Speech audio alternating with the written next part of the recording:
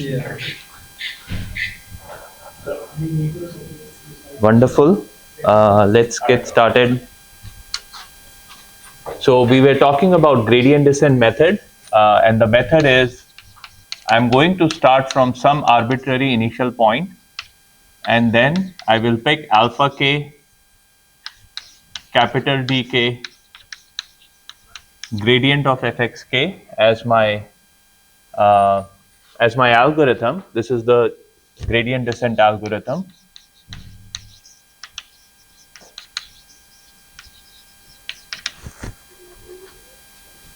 And hopefully at some point of time this algorithm would converge to a solution. And today what we want to try and understand is what exactly is this algorithm converging to. Okay, so when does this algorithm converges? So this algorithm converges when xk plus 1 is equal to xk. So I've generated a sequence. What does it mean for a sequence to converge? Well, the successive numbers have to be the same. Only then the sequence has converged. So what happens when xk plus 1 and xk are the same? It means that this particular term is equal to 0, right? Uh, can alpha k be equal to 0? No, because that was our step size and we have mentioned that the step size must be strictly positive. What about dk? Can dk be equal to 0? No, because we require dk to be a positive definite matrix. So what else can be 0? The gradient of fxk has to be 0. What do we know about so remember one of the results we had studied a few classes ago is x star is optimal implies gradient of f at x star is 0, second derivative at x star is greater than equal to 0. So this is the first order necessary condition for optimality, and this is the second order necessary condition for optimality. So if x star is an optimal solution, it's the minimum point at which the minimum is achieved, then the first derivative has to vanish and the second derivative has to be positive semi-definite. So if the sequence converges, it converges to a point where the first order necessary condition is satisfied, right? So if xk plus 1 equals to xk, then this implies that gradient of fxk equals to 0. Okay, let's think about what does it mean. So the president of the university came to you and said that this is a function. I want to minimize this function. And you have taken this class, you have gone through lectures 1 to 7 or 6 or whatever the current lecture number is. And you've figured out that gradient descent algorithm is what I have taught you in the class. So this is the algorithm you're going to implement. You picked an appropriate alpha k rule, you picked an appropriate dk rule, and then you ran the gradient descent and it converges. You get like 2.7, 3.5, 1.7 as the point at which it converges. And now I'm telling you that, okay, if it is converging, then it must mean that the gradient is equal to 0, because I know that alpha k and dk cannot be equal to 0 by construction. Now you see, the first derivative is equal to 0 is only first order necessary condition. And what was the other thing I mentioned? That just because a point satisfies necessary condition for optimality doesn't mean anything, right? So one of the examples we talked about, if I were to solve this problem, x star equals to 0 satisfies FONC and SONC. Okay, so this is another thing we have talked about in the past. And what I am telling you is that the gradient descent converges to a point where only first order necessary condition is satisfied. So how do we know that we have actually converged to the right point or not? What would you do? So you wrote a code in MATLAB or Python, it converts to something. Now I am telling you that whatever it converts to is only satisfying first order necessary condition for optimality. And the president has given you this problem, so you can't really just tell them that this is what it is. You have to make sure that you prove that this is an optimal solution and not just some random point in the space. How would you go about proving that it is an optimal solution?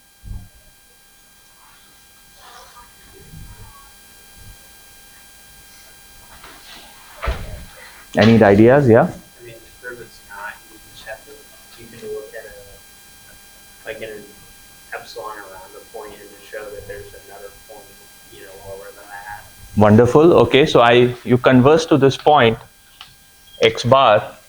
You're saying you're going to look at the epsilon neighborhood around this point and look at the function values, and then you will prove that if the function values are larger than f of x bar, then you know that you are at the optimal solution. Is that's what you are saying? Okay. So that's one way to do it. Let's see how you would do it, okay? So you pick a bunch of points here. How many points will you pick in this epsilon neighborhood? 5, 10, 15, 100, 1000, million, billion, trillion? To assure yourself and the president of the university that this is indeed the optimal solution, how many points will you pick? Just come up with a number. Yeah. Like 100,000. 100,000 points. So what's your name? Okay, so he's saying that he's going to pick 100,000 points around x bar, and he's going to, if all those points have values greater than f of x bar, then he's going to certify it as optimal. Any other thoughts? So this is one thought. What else? Someone can definitely write a code around this. Okay, so anybody can write this code, and that gives you one guarantee of whether it's optimal. Well, I don't think it gives you a guarantee of whether it's optimal or not, but definitely something that you can do and try to convince the president that whatever you have found is an optimal solution. Any other thoughts?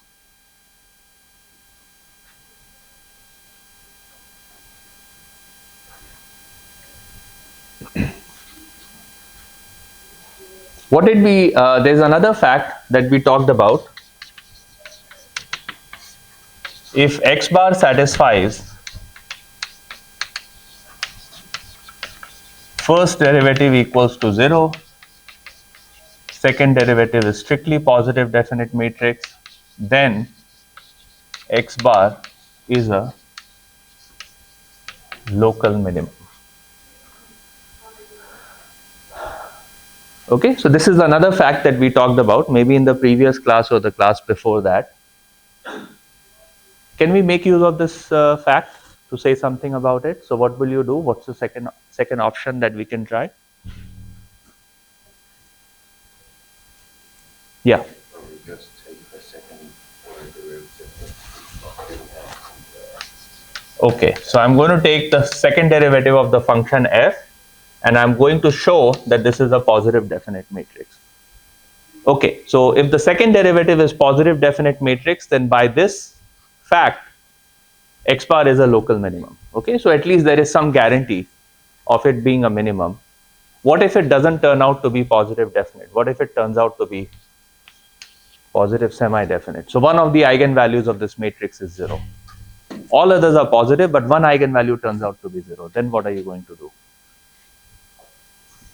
Now again, this result is not satisfied. The hypothesis is not satisfied, as a result of which I can't really prove that it is a local minimum. Okay, so president is angry now. One eigenvalue turned out to be 0, and now the president is angry that I don't really know what solution your code has generated, because it only satisfies the first derivative being equal to 0. What else can we do? Let's recall the third fact that we studied.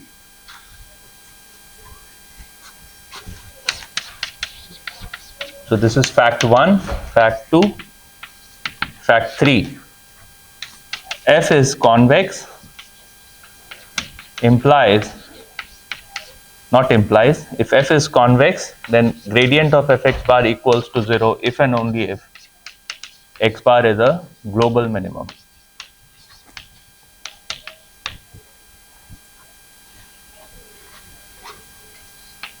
Right?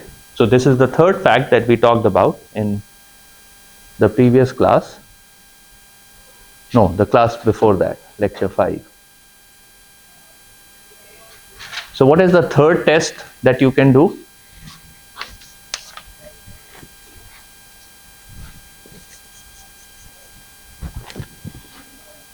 The third test, yeah, go ahead. You just take the derivatives next to the third, and then see if it's 0 or not. Okay, so we can take the second derivative of the function at all points x, and I can see whether this is greater than 0 for all x in Rn. Right? In this case, I know that it's a local minimum. In this case, I know that it's a global minimum. So if the function f is convex, then the second derivative has to be non-negative, or it has to be a positive semi-definite matrix for all x in Rn. In that case, I have a guarantee of it being a global minimum. Okay, if you only have this local condition, which is the second derivative is positive definite, then it's a local minimum. This one doesn't give you any guarantee, but that is not to say that this one is not useful. In a lot of different applications, this is roughly how you would come up with an optimal solution. So one of the so to give you an example, suppose the university wants to schedule classes, right? So there are lots of problems with scheduling classes. What are the different problems? The students need to graduate, so they need to be able to take multiple classes that are required for their graduation. The faculty cannot teach 2 classes at the same time. 2 classes cannot happen in the same room at the same time, right? So there are all these constraints. Each class has a capacity of certain number of students. So like ECE 5500, typically the capacity is 50 students. Like we want to be able to get 50 students in the class, although there aren't 50 students in the class right now. But there are 30 registered students in the class, and I think most of them are at home right now, but whatever, we'll work with these many students who are in the class. Okay, so now so each classroom has a capacity. There are some classrooms with a capacity of 30 students, so 5500 cannot be held in a classroom with a capacity of 30 students because this class has a capacity of 50 students. So there are all these different constraints, and remember that it's a 0-1 problem. Either a class is scheduled in this room or it cannot be scheduled in this room. There's no 0.5, right? So this Rn doesn't exist. It's 0, 1 raised to n, and n is like a billion or something like that. So then the question becomes, how do you know whether you are scheduling something with you're coming up with a reasonably good schedule? So you pick like 100,000 points and you figure out what's the best schedule out of these 100,000 points are. Okay, so there are reasons where this one is a good enough. It's not the best, but it is good enough to get things started. It's good enough to get students graduated from Ohio State University.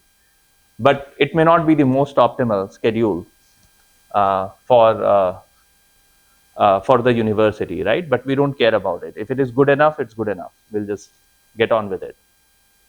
This one gives you a guarantee of local optimality. This one gives you a guarantee of global optimality. So wherever the gradient descent method converges, if it converges, so there are lots of reasons why it would not converge, and assignment 2 is about non-convergence of gradient descent method or convergence of gradient descent methods to a point that is undesirable. So this is a problem that I'm asking you to solve in your second assignment. But in order to prove that whatever you have converged to is indeed a local or a global minimum, these are the 2 things you still have to check at the point x bar where you have converged to, or globally, if the function f is convex or not. Pictorially, what generally happens is, let's say this is what your function landscape looks like. You start from here, this is your x naught, and based on your choice of alpha k and choice of dk, you end up going x1, x2, x3, x4, and then you eventually converge to the optimal solution. So this is roughly what the gradient descent is trying to do. Now, what if you picked a very large step size? What if you, so this is for a specific value of alpha k and dk. Let's say you picked some other value of alpha k. Alpha k is very large. Then what will happen? This will be your x1. This will be your x2. This will be your x3, and so on, right? So now you're taking very long jumps and moving from one part of the function to another part of the function. But no matter where you end up, after a certain number of iterations, let's say you are converging, in that case, these are the two things you need to check. If this is the case, if this is true, then what that means is locally the function looks something like this. It looks like a bowl. Okay, that's what this means.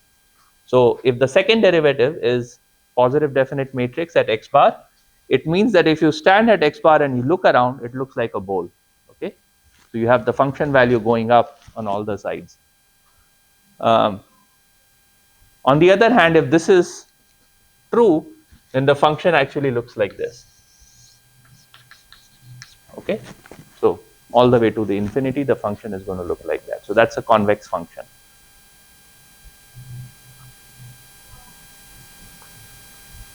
Okay, in which case you will not converge at all, in which case you are going to diverge. So this gradient descent algorithm will not converge.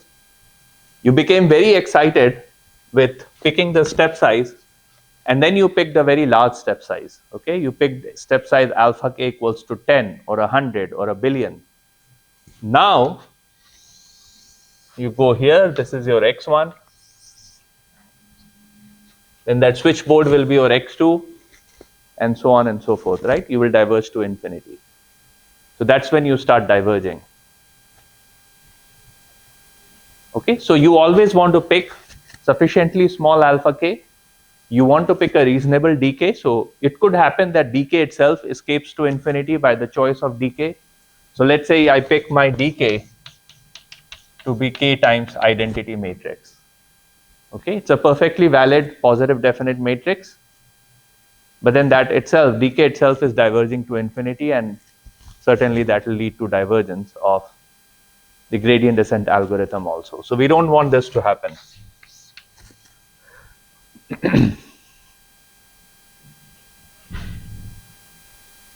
Okay, so pick alpha k conservatively, pick dk in a way that dk is always bounded. You don't want to have a situation where dk is escaping to infinity. And with appropriate choice of alpha k and dk, you can make the gradient descent algorithm converge. It'll converge to some point x bar, which is called a stationary point. This is known as a stationary point. Wherever the first derivative is equal to 0, that point is known as a stationary point. So if the gradient descent algorithm converges, it converges to a stationary point in the space, and you still need to go through these two conditions to assure yourself and your supervisors and CEO and CXOs of the company and the president of the university that whatever code you have written indeed converges to an optimal solution. Do you think that OpenAI, when they are training their large language models, do you think they compute the second derivative and prove that the second derivative is positive definite for their 1.8 trillion cross 1.8 trillion matrix? They probably don't, right? So not everyone does this. There are reasons to not go through this step 2 and step 3. As long as you are getting a reasonable output, you are happy. And if you're getting a lot of money, you are happy, right? So there are reasons where you would not do step 2 and step 3. But for the purpose of this class, if I ever ask you that you have to prove that whatever your gradient descent has converged to is an optimal solution or not, these are the two conditions you need to check. Okay. So in the case of x cube, the second derivative is what, 6x, and this is definitely not greater than 0 for all x in R.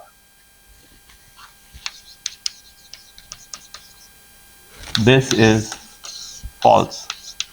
And because this is false, even though the gradient descent will converge to x star equals to 0, we know that it's not an optimal solution. It's just a stationary point. The first derivative vanishes at x star equals to 0. So it's a stationary point, but it's not an optimal solution by any stretch of imagination. Any questions so far?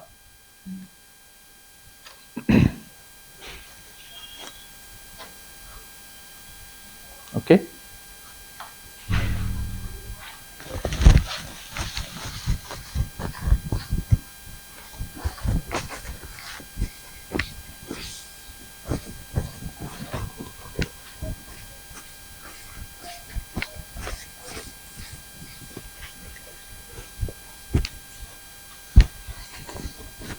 The next question we want to understand is about the convergence behavior of these algorithms. So,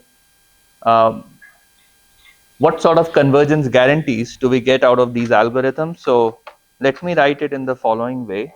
I'll give you an informal fact. I'm not going to prove anything, so I'm just going to give you the fact. So, alpha k equals to minimization rule, limited minimization rule, Armijos rule,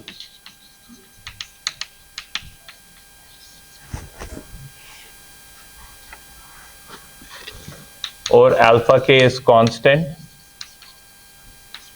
and small,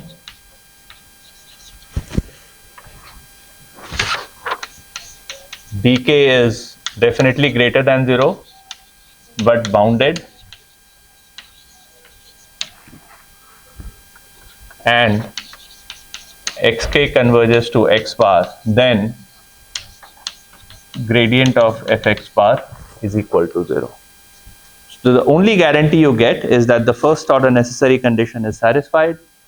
You still need to check the sufficient condition to guarantee that x bar is indeed an optimal solution.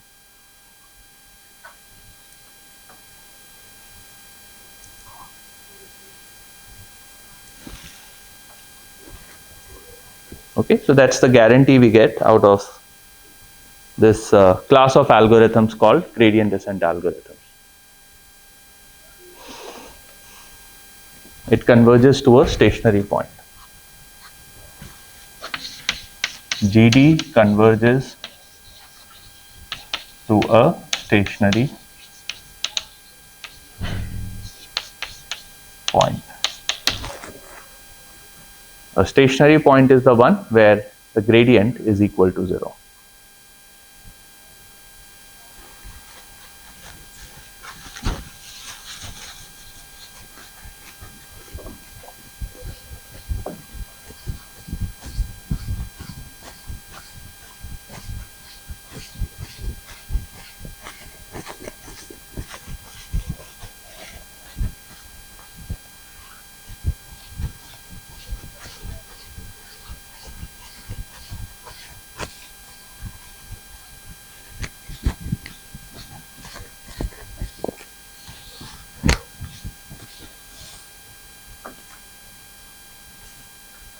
Now, the second thing that we want to concern ourselves with is the speed of convergence. What does speed of convergence mean? What do we mean by speed of convergence? Well, informally speaking, the idea of speed of convergence is if I start from any x naught, how quickly do I get to x star or x bar? Right? So, how would you measure the speed of convergence?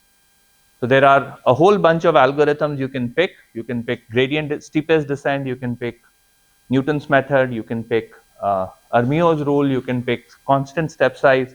So there's a whole bunch of methods that you can come up with. How do you measure which one is better and which one is not good enough? Okay. So the way to do that is how quickly am I getting to x star? What does it mean? How do I know how quickly I'm getting to x star? So what is it that you would want to measure? So there are two ways to measure how quickly we are getting to x star. Any thoughts, by the way, on how quickly we are getting to x star? Yeah. Counting the step.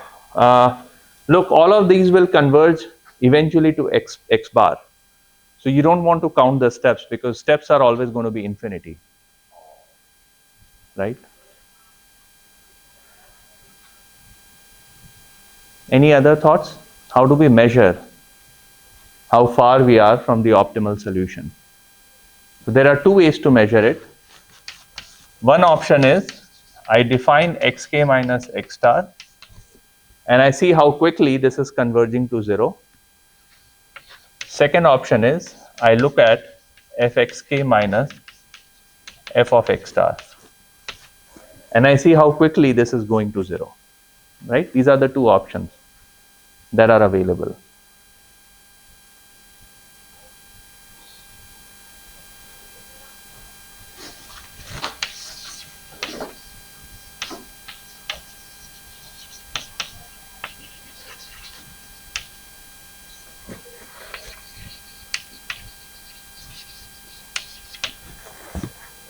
Okay, that can be used to measure the convergence speed.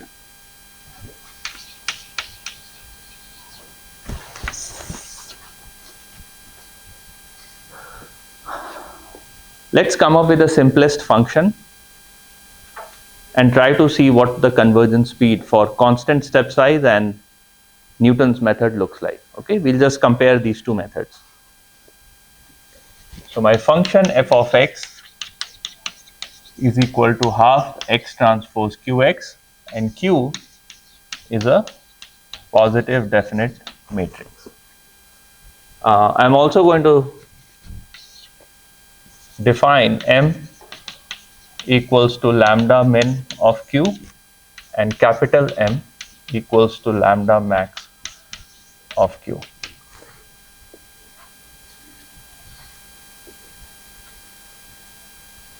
So I know that both these variables are strictly positive because Q is a positive definite matrix.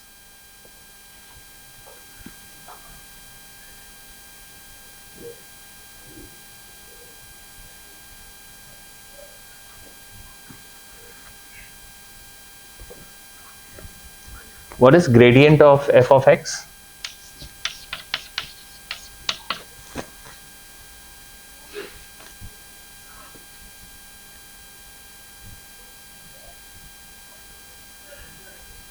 Okay, so it turns out that the gradient of the function is actually going to be qx. Okay, so the gradient of half of x transpose qx, so remember q is a symmetric matrix, so the gradient of the function is always going to be qx if, just for your side information, if f of x was half of x transpose ax, a is not symmetric, then gradient of f of x is half of a plus a transpose x. Okay, you can do it. You can do it offline. You can convince yourself that this is what the gradient of f of x is going to look like for arbitrary matrix A. Now, if A were symmetric, then a plus a transpose is 2 times a. That gets cancelled with this 2. So what you get is q of x. And the second derivative of the function is just the matrix Q. And by definition, Q is positive definite. So the second derivative is positive definite for all x. So the function f is convex.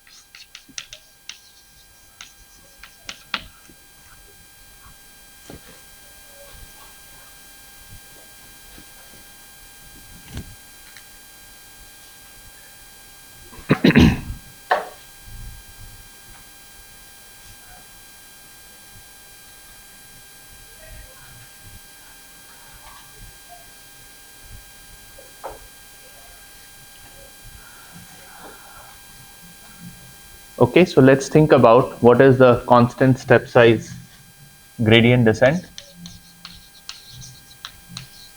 Let's call it steepest descent.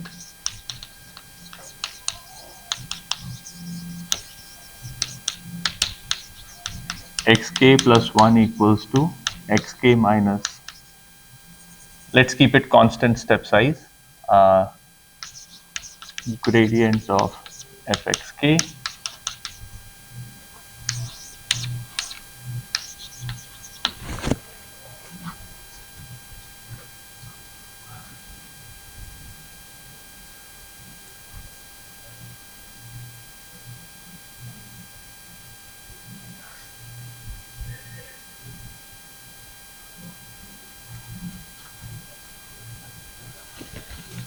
just want to point out this is a symmetric matrix.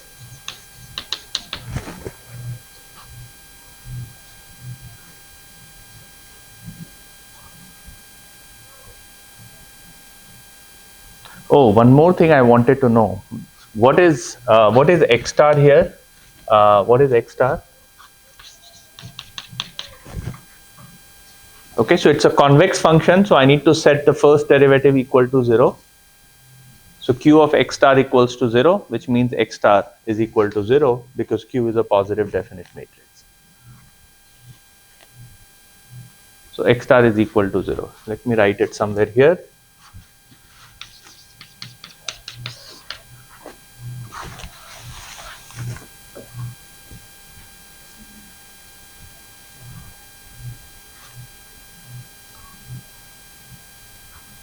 Okay, so the goal now is to identify what the convergence rate or convergence speed of the steepest descent algorithm looks like. And the way I'm going to measure the convergence speed is using the first criteria.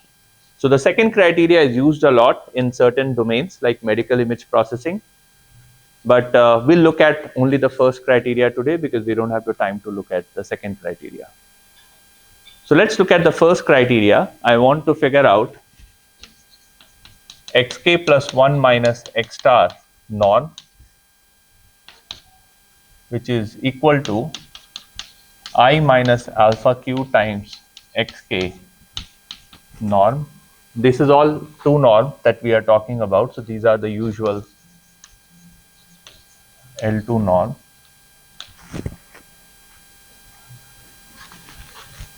And it turns out that because this matrix is symmetric, this is actually the spectral radius of I minus alpha q times the norm of xk. Okay, this is the spectral radius.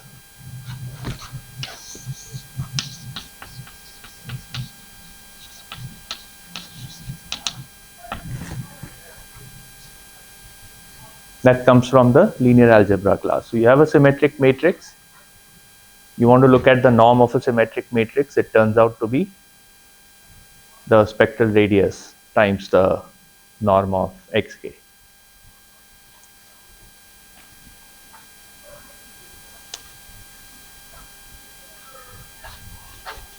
I know the eigenvalues of q, but I don't know what the spectral radius of I minus alpha q is.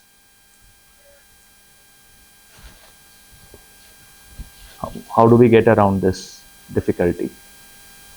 So I know q has a minimum eigenvalue and a maximum eigenvalue and everything in between. All the eigenvalues are in between this small m and capital M.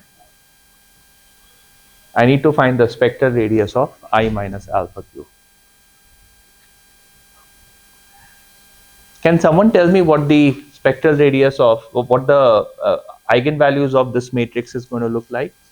What's the eigenvalue of, so if A has eigenvalue lambda 1 to lambda n,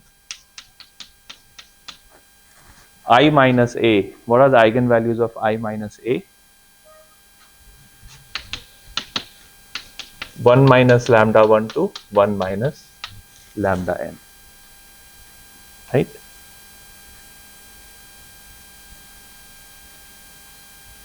Okay, so now I need to find out the spectral radius of this. So rho of I minus alpha q equals to maximum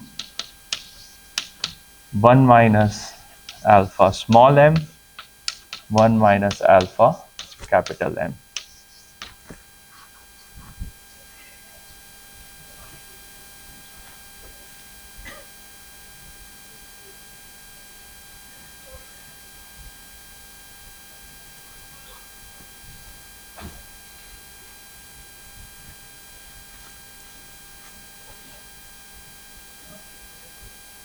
Okay, so by picking a sufficiently small alpha, I can ensure that both of these is less than 1. By picking an appropriate value of alpha, I can assure that. So remember, m is positive, this capital M is positive. If I pick alpha sufficiently small, this term is less than 1, this term is less than 1. So the maximum will be less than 1, which means that this is a contracting sequence. The norm of xk plus 1 is strictly smaller than the norm of xk. Oh, yeah. No, actually this should be less than equal to sign. Please make a correction. This should be less than equal to sign here. Okay, so the norm of this is something less than 1 multiplied by the norm of xk. So it will converge to 0 very quickly, exponentially fast. Okay. Any questions so far on this calculation? We have used a lot of linear algebra here, but we covered some of this linear algebra stuff in our lectures 1 and 2. Okay, so I'm just using the results from those lectures.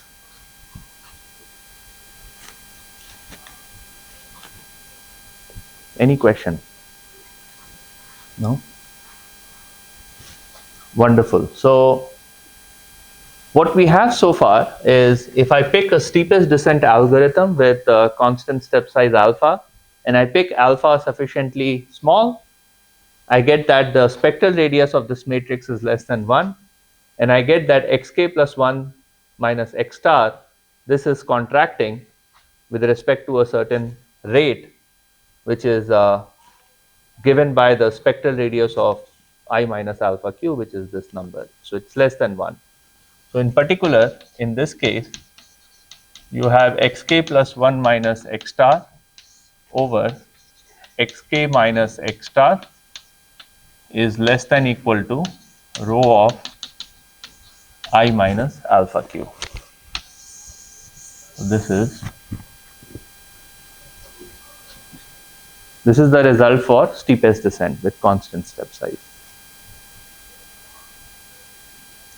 So you're getting closer and closer to the optimal solution. Of course, you will reach the optimal solution in the limit, but at least you're getting closer by a certain factor at every point of time.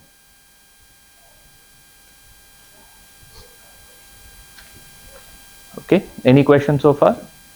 So this gives you the convergence guarantee for steepest descent. Okay, let's look at the Newton's method now.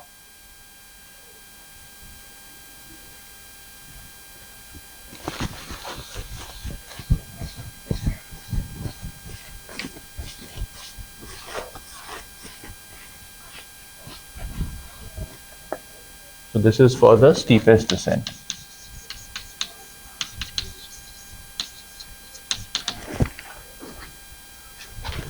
Let's look at Newton's method.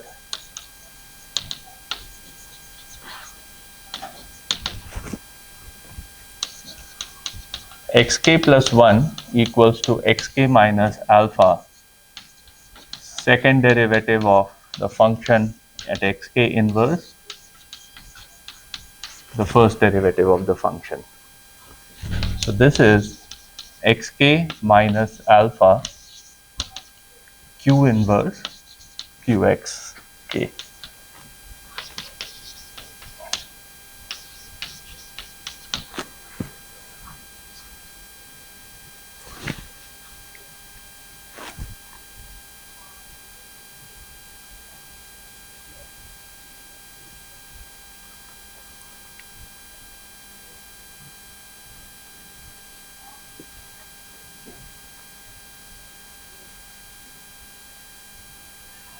If you were to implement Newton's method on this particular problem, what's the value of alpha you will pick?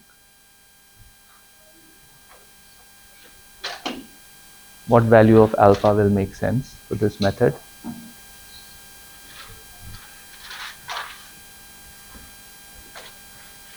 Any thoughts?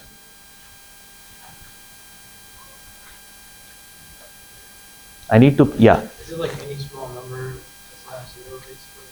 Just like a small value? Yeah, so you can definitely take a small value of alpha, but I'm trying to figure out what is the best value of alpha you can pick to get to the optimal solution. Remember, what is x star? X star is 0.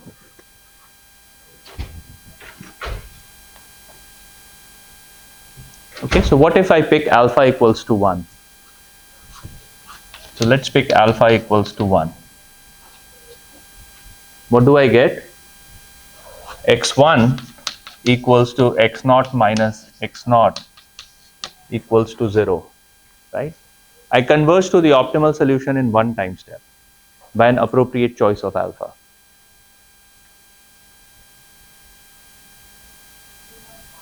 What does it tell you about Newton's method? About the convergence speed of Newton's method? By an appropriate choice of alpha, you can converge to solution very, very fast, much faster than any other method that we have talked about so far.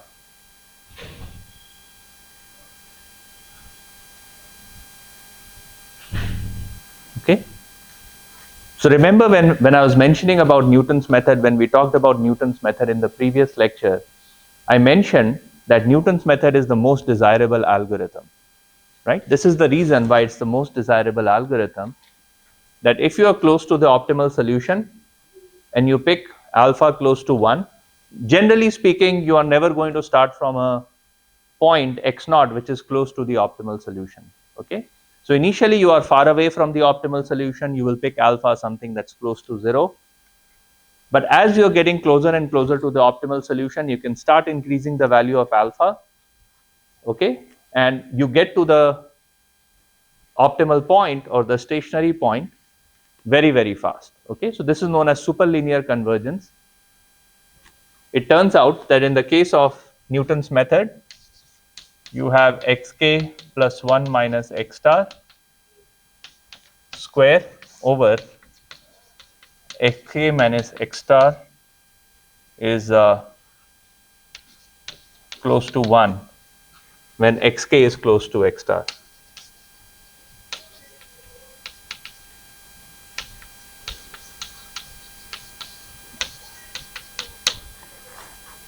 So remember, the numerator is a small number square, okay, and the denominator is just,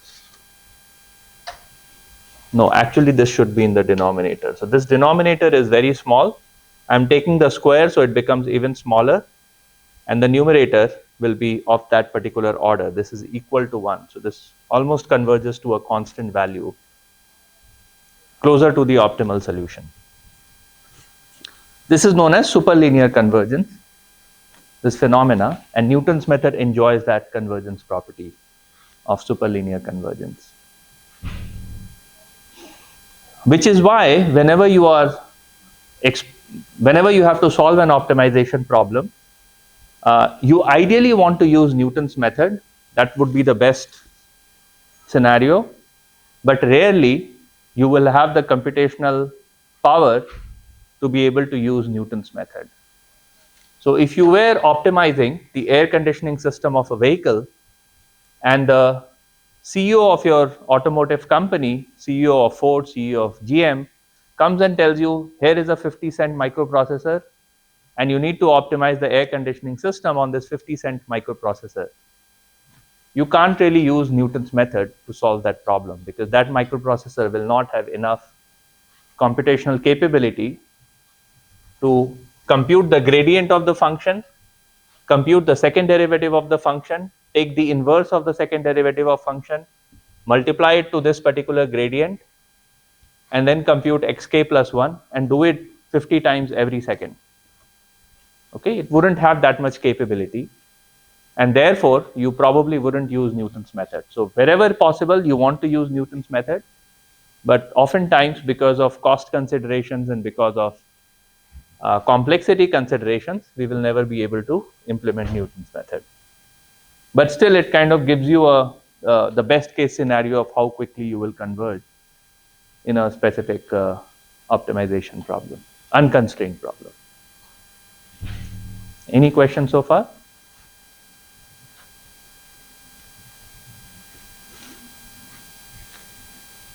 Okay.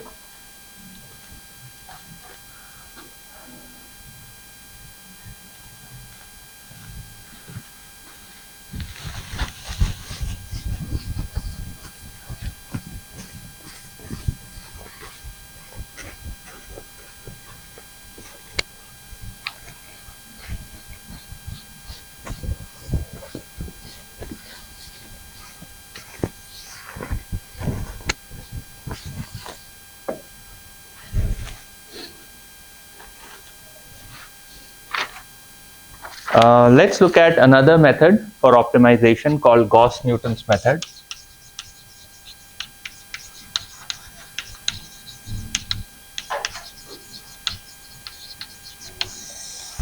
By the way, I really don't know why it's called Newton's method. Newton was alive, I think, in 1600s, maybe 1500, 1600, somewhere in that era. And I really don't think he was working on optimization algorithms at that point of time. He was looking at stars and planets, and he was figuring out what's happening to stars and planets. But I'm sure there is some reason why it's called a Newton's method. I just don't know why. Maybe somebody can tell me in the next class why it's called Newton's method. I don't think this algorithm has anything to do with how planets move or stars move, but whatever. There is a reason why it's called Newton's method, and I don't know why. Now we come to Gauss-Newton's method. Again, I don't know why it has Newton's method attached to it. Okay, so Gauss was alive in 1800s. Newton was alive in 1500, 1600, somewhere in that era. So, anyways, it is what it is. We'll live with it. So the problem is as follows. I want to minimize half of norm of gx square. X is an Rn. And g is a function that maps Rn to Rm. Typically, m is much, much larger than n.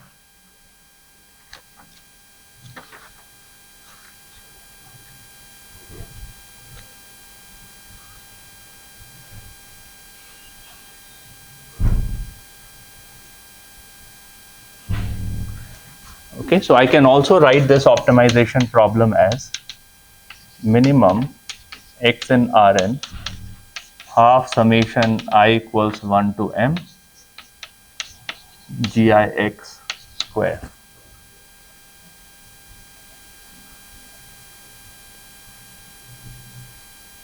This is my function. This is my function f of x. This is the function I want to minimize. Can someone compute the first and second derivative of this function and tell me what they are while I erase the board?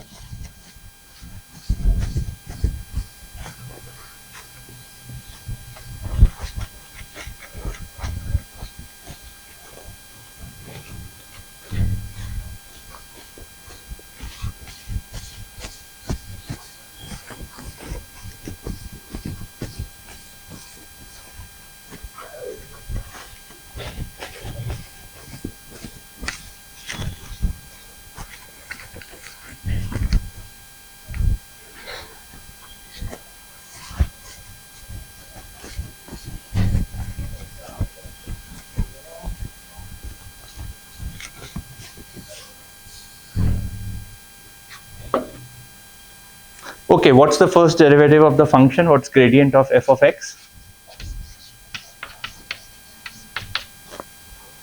Yeah. G of x times the gradient of G of x. I just want to compute the first derivative. What will that be? Summation gi of x times gradient gi of x, right? So this is a scalar. This is a scalar. It gets multiplied by the derivative of the function. So I get a vector in Rn. I equals 1 to m. So I'm computing m derivatives multiplied by the function value, summing it all up. That gives me the gradient of f of x. I can write it in a matrix format as gradient of gx transpose g of x. So gradient of gx is a matrix in Rn cross M. Oh, so I don't need a transpose.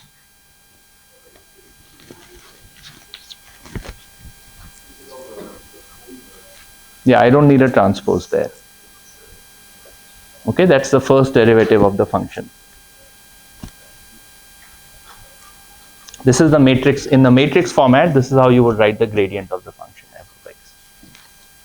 Dimensionally, this looks correct because remember g of x is a vector in Rm. Gradient of g of x is a vector in Rn cross, I mean not a vector but a matrix of n cross m dimension. So I multiply n cross m matrix with an m cross 1 vector, I get an n cross 1 vector which is dimensionally correct. Okay, what about the second derivative of the function?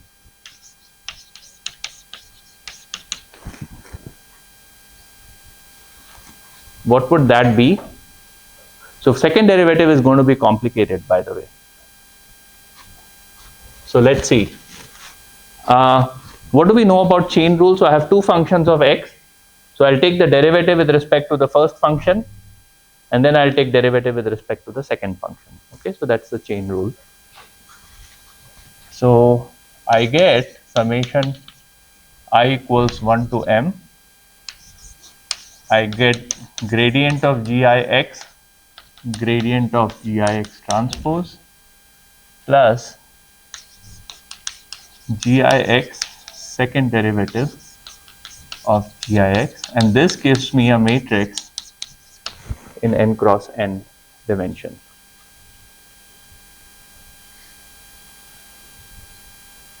And I can write it in a matrix format as gradient of g of x, gradient of g of x transpose plus summation gix second derivative of gi of x. Okay, this is the vector notation or matrix notation for the second derivative of the function.